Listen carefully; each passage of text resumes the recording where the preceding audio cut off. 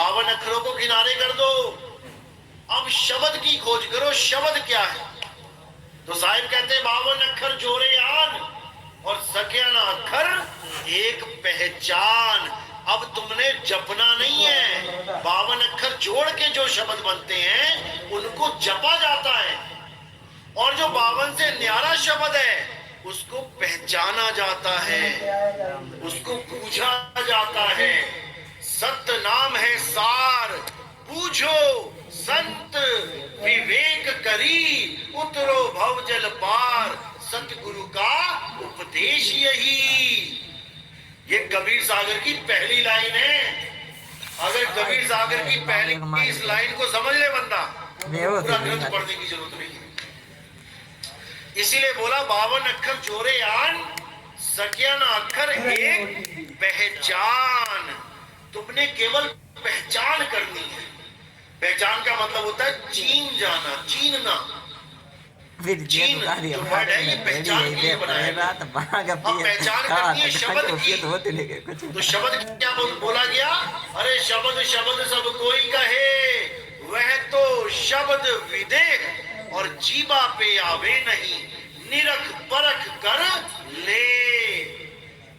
क्योंकि जीभ पे आने वाले जितने भी शब्द हैं ये अक्षरों के मेल से शब्द बने हैं, और हमें ये अक्षरों के मेल वाला शब्द नहीं चाहिए, नहीं चाहिए। हमें वो शब्द चाहिए जिसके लिए बोला गया शब्दे धरती शब्दे आकाश, शब्दे शब्द भया प्रकाश, सगल सृष्टि शब्द के पाछे, नानक शब्द घटे घट आछे। वो शब्द हर घट में विराजमान है, लेकिन उसकी कोई खबर नहीं कर पाता। इसीलिए बोला घट घट मेरा साइया, सुनी सेज न कोए, और बलिहारी वा घट की, जिस घट प्रगट होए। वैसे तो वो प्रगट ही है। 18 तारीख की अभी हम कमरे में बैठे तो सूरज प्रगट नहीं है क्या? प्रगट है, लेकिन हम उससे दूर हुए बैठे हैं। अभी हम छत पे चले जाएं तो सूर्य प्रकट है। बस यही अज्ञानता है। हमारा मुंह नीचे की तरफ है, हम धरती को देख रहे हैं और सूरज ऊपर है। कैसे दिखेगा? नहीं दिख रहा है। अब क्या करना है? उलट समानी आप में और प्रगटी ज्योति अनंत, साहिब सेवक एक संग, खेले सदा बसंत। तुम्हारा मुंह मन की तरफ है, इसलिए तुम मनमुखी हो गए हो, गुरु तुम्हारे पीछे है। तुमने केवल अपना मुंह पलटना है, मुख पलटना है, तो तुम मनमुख से गुरुमुख हो जाओगे, और कुछ नहीं करना है। साहिब तुम्हारे पीछे खड़े हैं और तुम्हारा ध्यान आगे है, तो साहिब कह रहे हैं अरे मैं तो देखूं तुझको, तू देखे कहीं और। लानत ऐसे चित्त पर, एक चित्त दो ठार।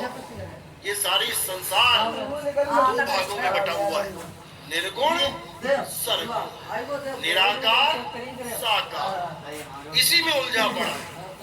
आधी दुनिया कह रही है परमात्मा साकार है, राम जी है, कृष्ण जी, हनुमान जी है, अपने अपने गुरुओं को मान के बैठी है। और आधी दुनिया कह रही है परमात्मा निराकार है। दोनों को लग लानता दे रहे हैं कबीर साहब। लानत ऐसे चित्त पर, एक चित्त दो ठौर। अब करना क्या है? अब कहते हैं निर्गुण सरगुण दोनों से न्यारा, जानेगा कोई जान न हारा। इन दोनों को त्याग के मूल में आ जाना है, तब हर चीज समझ में आ जाएगी। तो कहते हैं निर्गुण सरगुण द्वंद्व पसारा, और दोनों पड़ गए काल की धारा। दोनों काल के मुंह में चले गए, निराकार वाले भी और साकार वाले भी। दोनों का कल्याण नहीं हो पाया। इसी को बोला गया कोई सरगुण में रीझ रहा, कोई निर्गुण ठहराए, और अटपट चाल कबीर की, उसे कहीं न जाए। दाऊदी की वाणी है, बीच में से नहीं समझ। ये अटपटी चाल केवल कबीर साहब की है भाई। इसको समझना बहुत टेढ़ी खीर है, जल्दी नहीं समझ में आता। साहिब भी यही कह रहे हैं, अटपट ज्ञान कबीर का, झटपट लखा ना जाए, जो इसको झटपट लखे झटपट मिट जाए। देखा जिंदगी अभी बात तो मैं जहाँ समझ से नहीं आ आता रहा कि तुम पहले हूँ, चला रहे हो, जाना पड़ा था, वहाँ मैं रुका आधा मतलब घंटा पहले वाले रुका। भक्ति करते रहो बड़े पुरानी, प्रेमी भले भगत तुम मिले मंदिर में वहाँ पूजा पे, करते रहो, उन्होंने भी अपनी कुछ कुछ नहीं सुनाई करो तो कहते ना समझ में। मानताएं महात्मा जी की। आधा एक घंटा आधा घंटा हमें पूछ समझ के में वो नहीं कहते आती कि है। हमें 10 मिनट दो, मैंने आप तो ज्ञान तो सुनो ना ये। तो जब हमने मूल ज्ञान रखा वहाँ पे, दिक्कत ये है। शुरू में तो नहीं समझ में आ रहा था, लेकिन धीरे धीरे धीरे धीरे जब पर्दे खुलने लगे तो ये कह के उठे कि बहुत मुश्किल ज्ञान है समझना, इसको समझना आसान बात नहीं है। अगर हम समझ में आ रहा है हमारे, बहुत बड़ी बात है, ये जल्दी किसी के समझ में नहीं आता। जहाँ तक कि आगे समझ में ज्ञान नहीं भी आई। उन्होंने पूछने की कोशिश करी कि हमें आगे का ज्ञान बता दो, लेकिन कोई मैंने दिक्कत नहीं। उनको YouTube चैनल दिया कि पहले इसको समझ लो, पहले प्यास जगाओ, तो मैं एक दिन मंदिर जब न गयो प्यास जगेगी अच्छा भक्ति करो, कोई तब दिक्कत नहीं। पानी पीने का मजा आएगा। जब प्यास लगी होती है, कभी ट्रेनों में देखो बहुत प्यास लगी है तो 10 रुपए का पानी भी 50 में लेके पीना पड़ जाए, तब भी तुम्हें लगता है कि शुक्र है मिल गया।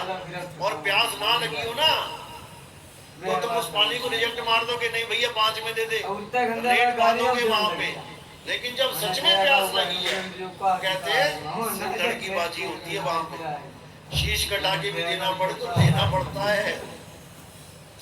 इसीलिए बोला है आना कबीर मठ में, खाला का घर नहीं, आते हैं यहाँ शूरवीर, जिन्हें 3 लोक का डर नहीं, लोक लाज का डर नहीं। ये लोक लाज से ऊपर का पंथ है भाई, यहाँ पर वो लोग नहीं आ सकते जो ये सोचते हैं अरे 40 साल में इस गुरु के साथ रहा, अब मैं गुरु बदलूंगा लोग क्या कहेंगे।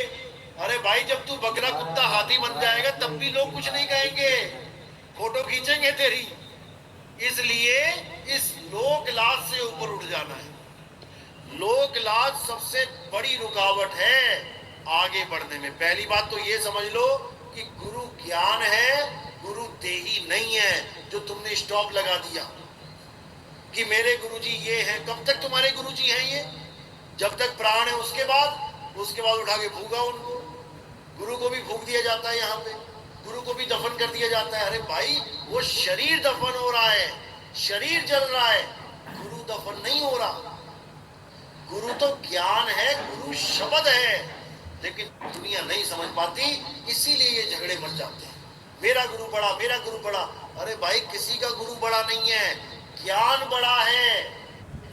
3 प्रकार के ज्ञान है इस दुनिया में जिसमें सारी दुनिया के गुरु आ जाते हैं। पहला ज्ञान है जीव ज्ञान, जिसमें जीवों से प्रेम करना सिखाया जाता है, जीव हिंसा को रोका जाता है, जीवों की ही पूजा कराई जाती है। यानी तुम आओ मेरे मत्थे टेक लो, मैं गया तेरे मत्थे टेक लिए, ये जीव ज्ञान है। ब्रह्म ज्ञान, जब जीव यानी जीव अवस्था से उठ के तुम ब्रह्म अवस्था को प्राप्त हो जाते हो तो वो ब्रह्म ज्ञान हो जाता है। वहां पर शरीरों की दाल नहीं गलती। ब्रह्म ज्ञान यानी निराकार, वहां पे सारे साकार खत्म हो जाते हैं, एक निराकार रह जाता है। और उसका स्वरूप क्या है? ज्योत स्वरूप। यानी तन से ऊपर उठे तो मन तक पहुंच गए। मन क्या है? मन तू ज्योत स्वरूप है, अपना मूल पछाण, यानी इससे भी आगे मूल है कोई, वो क्या है? यानी तन से ऊपर उठे तो मन, और जब मन से ऊपर उठे तो तब मिलेगा तुम्हें गुरु। और वो कौन है? वो है जीव, शब्द गुरु। तो साहिब कहते हैं जीव शिव सब प्रगटे, वह ठाकुर वह दास, और कबीर और जाने नहीं, एक राम नाम की आस।